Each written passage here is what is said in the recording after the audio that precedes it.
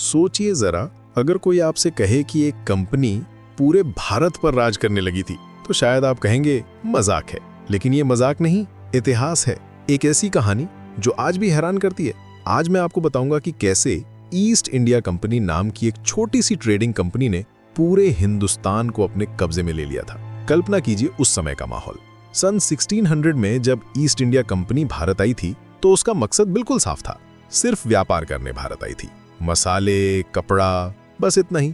उस वक्त भारत दुनिया का सबसे अमीर देश था।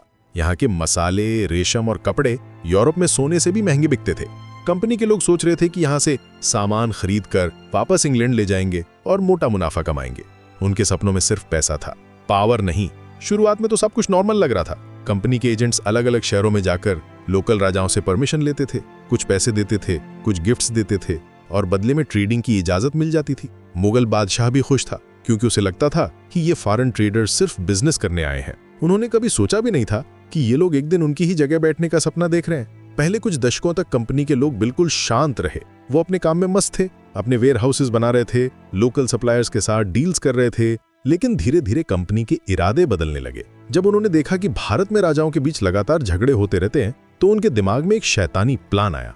उन्होंने सोचा कि अगर हम इन झगड़ों में शामिल हो जाएं तो ज्यादा फायदा हो सकता है। ये वो समय था जब मुगल एम्पायर कमजोर हो रही थी। छोटे छोटे राजा अपनी इंडिपेंडेंस चाहते थे। हर कोई अपना राज्य बढ़ाने में लगा हुआ था। कंपनी के ऑफिसर्स ने इस कियोस्क को देखा और समझ गए कि यहाँ अपॉर्चुनिटी है।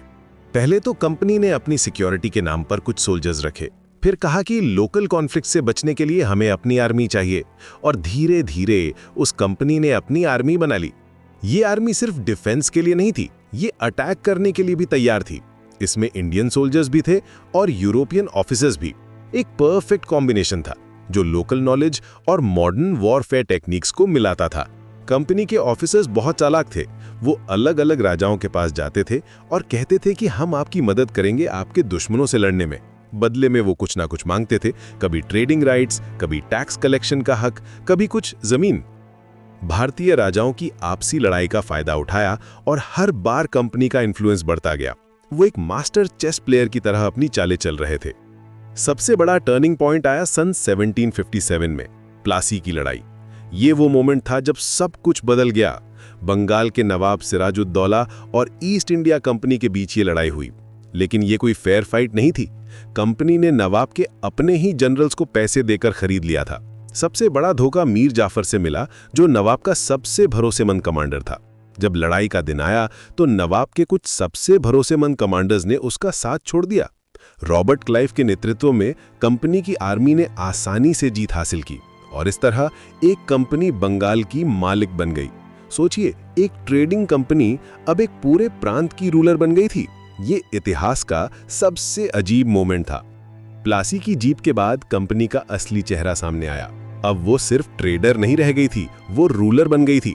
बंगाल से टैक्स वसूला गया, देश लूटा गया और सबसे हैरान करने वाली बात यह थी कि लोगों को पता भी नहीं चला कि उन पर राज राजा नहीं, एक कंपनी कर रही है। आम लोग समझते थे कि कोई नया राजा आ गया है। उन्हें नहीं पता था कि लंदन में बैठे शेयर होल्डर्स उनकी जिंदगी के फैसले ले रहे थे। कंपनी के ऑफिसर्स लोकल भाषा सीखते थे, लोकल कस्टम्स फॉलो करते थे और खुद को रूलर्स की तरह प्रेजेंट करते थे। वो दरबार लगाते थे, सेरेमनीज करते थे, बिल्कुल ट्रेडिशनल किंग्स की तरह। बंगाल से शुरू होकर ये कहानी पूरे भारत में फैली। कंपनी ने एक के बाद एक राज्यों को अपने कंट्रोल में लिया, कभी डायरेक्ट वॉर से, कभी पॉलिटिकल मैनिपुलेशन से, कभी इकोनॉमिक प्रेशर से। हर बार उनका फॉर्मूला सेम था, डिवाइड एंड रूल। वो राजाओं को आपस में लड़ाते रहे और खुद फायदा उठाते रहे। ये सिर्फ ट्रेलर है उस अविश्वसनीय कहानी का जो दिखाती है कि कैसे एक छोटी सी ट्रेडिंग कंपनी ने पूरे सबकॉन्टिनेंट को अपने कब्जे में ले लिया। आज जब हम कॉर्पोरेट पावर के बारे में बात करते हैं तो शायद हमें याद रखना चाहिए कि इतिहास में पहले भी एक कंपनी ने पूरे देश पर राज किया था।